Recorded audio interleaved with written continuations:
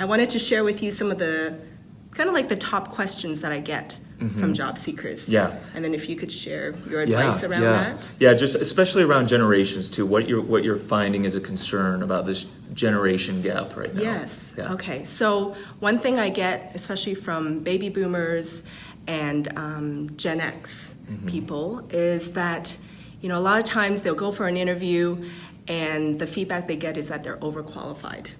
There might be like a millennial that's interviewing them and they might not feel like it's a cultural fit at the company. Like, how should they manage that?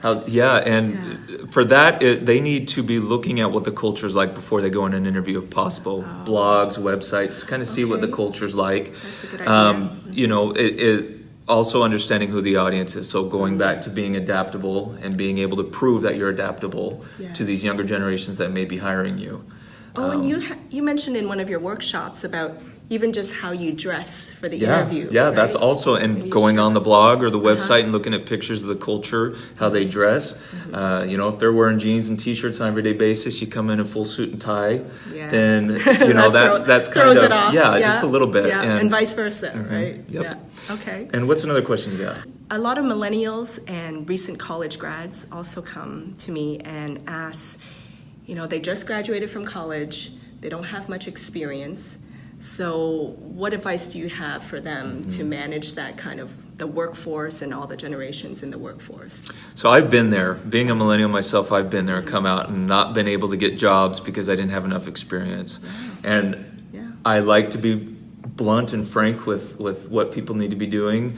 And honestly, transparency and if that's the case, then you do just need to build up your experience.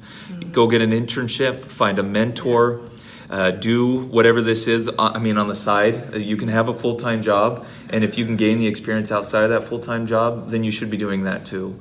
If you're applying to jobs where they require 8 to 10 years experience, you're not going to get the job no matter what you do. Right. So you just need to be looking at the jobs that fit your experience and your abilities right now. And I do see a lot of entry-level jobs that are, you know, that companies are actively seeking. Yep.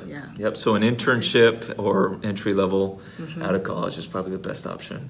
And then any other ideas of how they can gain experience outside of work? I think a mentor is a big thing there. If they can reach out to a mentor and say, hey, you know, I'm trying to gain in their industry and say, I'm looking to gain more experience. Can I help you on any projects for free?